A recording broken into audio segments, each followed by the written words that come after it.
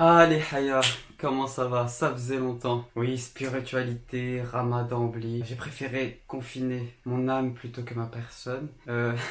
Oui, je sais, je manie les logos à la perfection. Bon, trêve de baliverne. Suite et fin du coronavirus. Aujourd'hui, ça va être très très lourd.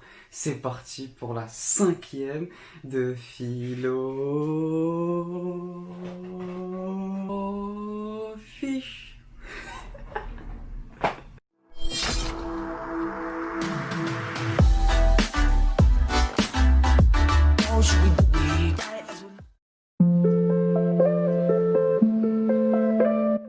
Quelques mises au point avant d'attaquer. On attaque dans le dur directement. On m'a dit quoi? Il faut confiner tout le monde. Salah, il faut confiner tout le monde. Ok, vous avez raison, d'accord? Non, vous n'avez pas raison. Premier point, Santé publique France, le pourcentage de décès par classe d'âge. On voit ça tout de suite. Et même amplifie ce que l'on constatait depuis le début de l'épidémie. Les personnes âgées sont les plus touchées. L'âge moyen des victimes est 80,5 ans selon un focus qui a été fait sur 1900 personnes. Alors si on laisse de côté les EHPAD et qu'on se concentre sur les chiffres des hôpitaux, ils parlent d'eux-mêmes. Aucun décès donc chez les enfants de moins de 10 ans. Entre 10 ans et 19 ans, il y a un taux de mortalité de 0,01%. Entre 20 Il y a eu et un décès, c'était cette jeune fille de 16 ans dont on a pas mal parlé. Ce qui représente ce 0,01%. Encore une fois, ils ont pas entendu, encore une fois. Ce qui représente ce 0,01%. Encore une fois, chère madame, s'il vous plaît. Ce qui représente ce 0,01%. Ça fait du bien. Deuxième élément, l'Institut Pasteur estime qu'il y a 3,7 millions de personnes infectées au Covid-19. Il y a environ 29 000 morts. Bon, on arrondit à 30 000. On a fait le petit pourcentage comme n'importe quel Pékin, comme n'importe quel guignol, mais là c'est la fin. On peut faire les comptes. 0,7% de taux de létalité pour les personnes contaminées. Même pas pour les gens en France en tout. Et là c'est tellement ridicule que j'ai pas envie de faire le calcul. Ça me gênerait trop. Ça me gênerait trop d'avoir raison. Ça me gênerait trop. En plus de ça, on a découvert a posteriori que le confinement fut délétère. Oui, il y a une étude japonaise qui montre que dans un lieu clos et confiné, la virulence augmente de 18,7 fois par rapport à l'extérieur. Donc voilà, pour ceux qui me disent c'est grâce au confinement, non, ce n'est pas grâce au confinement. Bon, ça c'était une petite mise au point, vite fait bien fait, on passe à la suite, on passe au sérieux. Bon, moi j'ai compris, j'ai tout compris. Qui est le commanditaire, qui, le pourquoi du comment, le point névralgique, les responsables, retenez deux noms. The Vanguard Group et BlackRock. Je ne vous dis pas qui sont pour l'instant, on verra ça à la 3e partie, mais retiens bien ça dans ton crâne.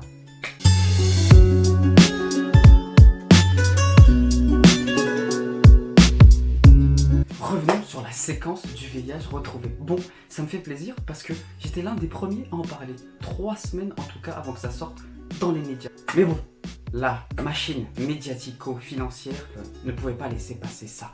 Donc voilà, j'ai vu une vidéo de Le Monde qui parlait à ce sujet. Voici ce qu'elle dit, ma chère consoeur. Des séquences d'acides aminés du SARS-CoV-2, qui sont déterminées par son génome comme celle-ci, sont en effet identiques à celles du VIH. Le problème, c'est qu'à l'échelle du virus dans son ensemble, cette séquence est toute petite. Si on compare cela au script de cette vidéo, par exemple, c'est un peu l'équivalent de l'expression « par exemple ». Ça ne veut pas dire que j'ai copié l'expression par exemple dans une autre vidéo, ça veut juste dire que l'expression par exemple existe et qu'elle est utile pour faire des vidéos. Non, ma soeur. Ce n'est pas comme s'il y avait le mot par exemple dans un cahier et dans un autre cahier le mot par exemple. Oh, c'est mignon. Non, c'est pas ça. Je l'ai déjà dit ici, mais je vais le répéter. C'est la GP120, d'accord? Protéine dont la membrane interne est spécifique au VIH. Et ces séquences sont retrouvées dans le Covid-19. Et sa particularité est qu'elle accroît la virulence de manière exponentielle, notamment sa spécificité à la liaison au récepteur CD4. Voilà. Donc, et elle dissémine un peu partout dans le corps, notamment les vaisseaux endothéliales, dites les vaisseaux sanguins. C'est pour ça que de nombreuses séquelles apparaissent, notamment du MAT, le syndrome du MAT, microangiome thrombotique. Devinez quoi? Ces séquelles se retrouvent où? Chez les personnes atteintes du VIH. CQFD. Maintenant, je vais mettre fin quant au caractère zoonotique du Covid-19. De quoi, zoonotique? Attends, ça là, tu fais trop l'intellectuel, là on n'est pas à la fac, il faut simplifier. Bref, zoonotique, ce virus qui peut se transmettre de l'animal à l'homme. Merci. M'attendais pas à ça. Oui, exactement. Et ils ont retrouvé dans la CE2. Oh là là, ça là. Je sais que dans l'espace commentaire de ta dernière vidéo, c'était pas la Dolce Vita, mais s'il te plaît, arrête tes termes scientifiques. Bref, l'ACE2, aussi connu sous le nom de l'angiotensine de l'enzyme de conversion 2, est tout simplement le récepteur spécifique du SARS-CoV-2. Si le corona veut infecter, il doit obligatoirement passer par l'ACE2. Excuse-moi, je t'aime beaucoup. Ça fait 2 fois que tu m'interromps, ça commence à me saouler. Normalement, c'est moi qui te donne la parole. Ah, ça va, oui, d'accord, pardon, patron, ça va. là. Se rebeller, la voix se rebelle. Mais il a tout à fait raison. Or, une récente étude du CIIL, Centre d'infection et d'immunologie de Lille, a analysé les 11 espèces de chauves-souris qui sont atteintes de coronavirus, les autres réservoirs. Je crois que c'est 11 analyses, donc 11 espèces de chauves-souris différentes, aucune ne reconnaissait la CE2. Et le pangolin? C'est quoi cette voix? Ok, le pangolin est l'hôte intermédiaire selon Le Monde. Voici ce qu'elle dit. 20, soit après la découverte du SARS-CoV-2, les génomes de 2 virus circulant chez le pangolin ont été publiés pour la première fois par d'autres chercheurs chinois. Ils possèdent 93% de similitudes avec le SARS-CoV-2 et surtout, ils disposent exactement de la même clé. Non, tu dis carrément de la merde là. Là, t'as dit carrément de la merde. Faut vérifier mais ma chère consoeur de Le Monde, il faut vérifier les infos. Faut pas dire des choses comme ça, d'accord? L'article vient de Futura Science. C'est une étude chinoise qui a dit que la clé, plus précisément le RBD, Receptor Binding Domain en anglais, était exactement la même du pangolin. Or, c'est là que c'est intéressant, ils sont revenus dans leur analyse et ont dit que finalement, on s'était trompé et que finalement, la ressemblance n'est de 90%. Oui, je dis que 90% parce que voici dit sur la différence de pourcentage d'évolution. À l'échelle du virus, on estime que ces 4% de différence entre le SARS-CoV-2 et RATG13 équivalent à entre 20 et 70 années d'évolution dans la nature. Donc j'ai fait mon petit calcul. 10% c'est en moyenne 125 ans d'évolution. Mais bon, il y a 125 ans, le coronavirus n'existait pas. Oui, mais d'où vient-il? C'est ça la question que tout le monde se pose. L'armée américaine. Pourquoi les Jeux Olympiques des militaires, il y a eu de nombreux militaires français qui ont été atteints du Covid-19 dès octobre. Deuxième élément très intéressant, plutôt troublant et probant à la fois. Les Charles de Gaulle où quasiment tous les marins ont été contaminés. Incroyable. Il n'y a pas plus confiné que la mer, au milieu de l'océan. Hein, il n'y a pas plus sécurisé, confiné que là-bas. Comment tu peux être atteint du Covid-19? C'est quelque chose de très intéressant. C'est que quelque chose de très rare que j'ai découvert le 3 mars 2020. Exactement, le porte-avions Charles de Gaulle et le porte-avions Eisenhower ont échangé des avions. Et les avions américains s'est posé sur le Charles de Gaulle. Et cet exercice s'appelle le cross-tech. Ils ont souligné dans l'article que c'est très rare. Bizarre.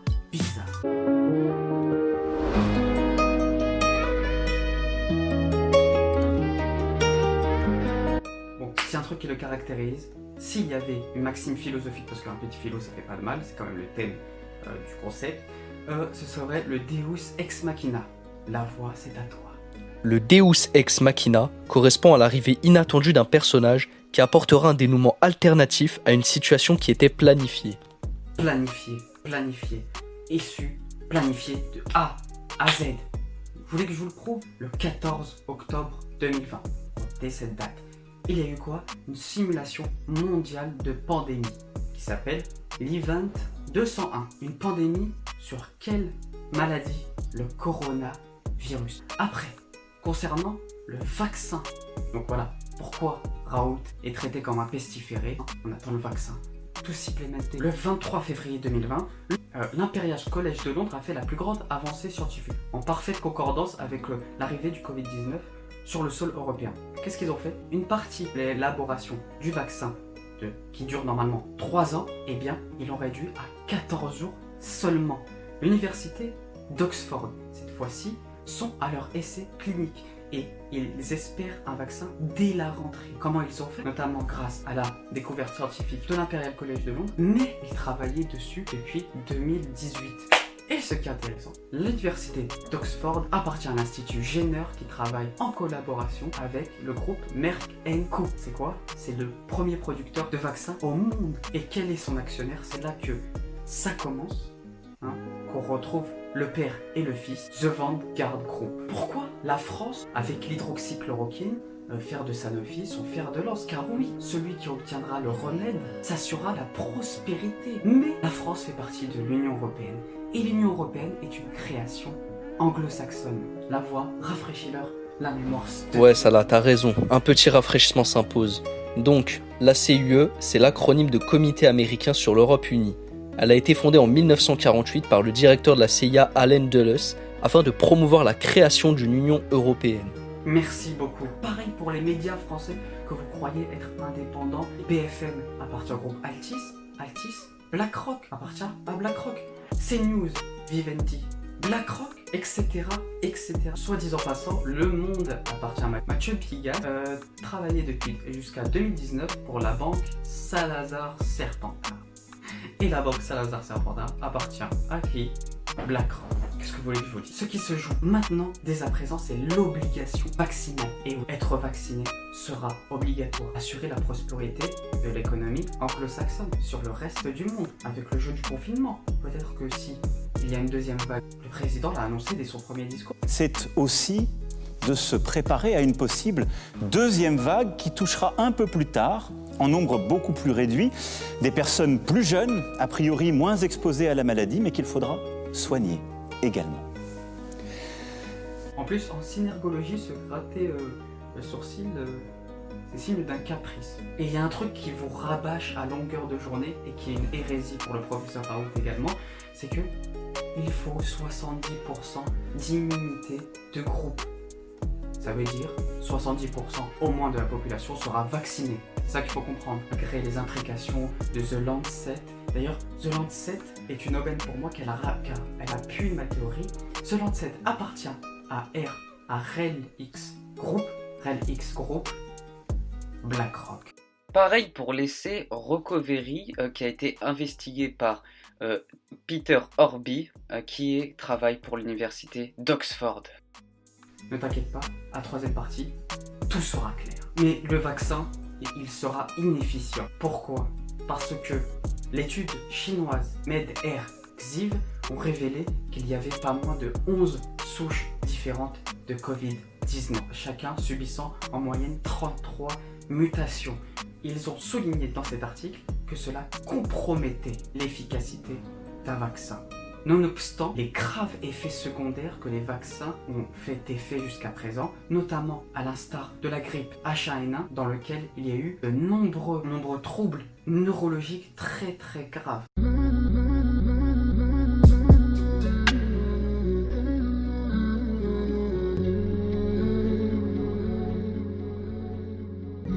Le moment est venu pour toi de te révéler le secret interdit. The Vanguard Group, c'est le père. BlackRock, c'est le fils. Le fils a été élevé pour qu'il soit puissant, le plus puissant au monde. Qu'est-ce que c'est? Techniquement, ce sont des hedge funds. Hedge funds, ce sont des entreprises qui gèrent l'argent des autres et qui les investissent dans les affaires les plus risquées. Autre élément que tu dois retenir, les banques dites systémiques. C'est quoi? Ce sont les banques qui, si il s'avérait qu'ils soient en crise économique ou financière ou qu'elle tombe, eh bien l'économie réelle est fichue. The Vanguard Group a créé, le président plutôt, John Bogle, a créé ce qu'on appelle le fonds indiciel, ou plus communément appelé les trackers, les ETF. Mérite une petite explication. Le sigle ETF signifie Exchange Traded Funds, c'est-à-dire fonds négociés en bourse.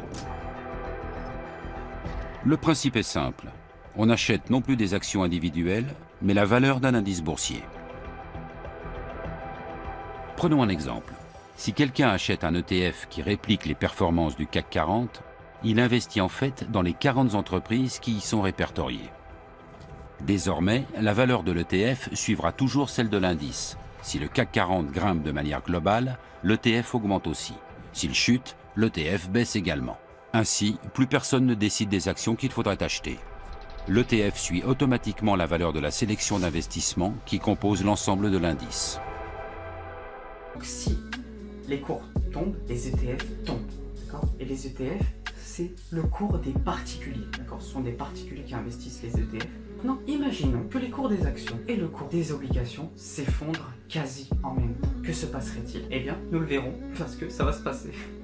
Plusieurs indices. D'abord, pour le cours des actions, il y a l'indice de Shiller. Il s'avère que la valeur d'une action est 33 supérieure à sa valeur réelle. La dernière fois qu'on a atteint ces sommets de l'indice de Shiller, c'était lors de la Grande Dépression en 1929. Plutôt dire que c'est de très très mauvais augure. Pour les obligations, cette fois, petite chose à savoir dessus. La voix, aurais-tu l'obligation de nous définir les obligations, s'il te plaît? Excellent ça là. Bon, les obligations sont simplement un emprunt que font les grandes entreprises et les États auprès des investisseurs. Comme un crédit en fait. Exactement, sauf que contrairement à nous, un État qui s'endette sur 20 ans devra payer sur son échéance uniquement les intérêts. Mais à la fin de l'échéance, il va devoir payer toute la dette avec encore les intérêts. Oui.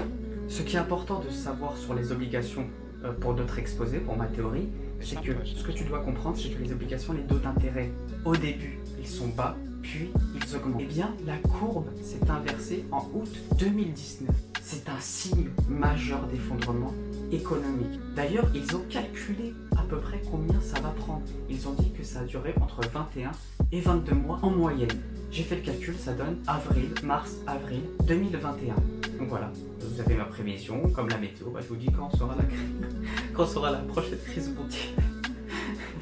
C'est pas drôle, pourquoi je rigole? Mais n'oublie pas, il y a les ETF, double peine, tu as compris. Et rappelle-toi, les banques systémiques au BlackRock sont les principaux actionnaires. ETF tombe, BlackRock tombe, les banques systémiques tombent, effet domino. Et là, reset économique, monnaie universelle et dématérialisée surtout. Dématérialisée.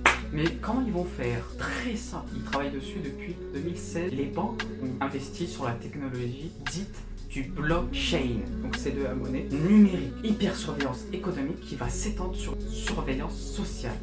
Cassandra 4.0, ça vous dit quelque chose?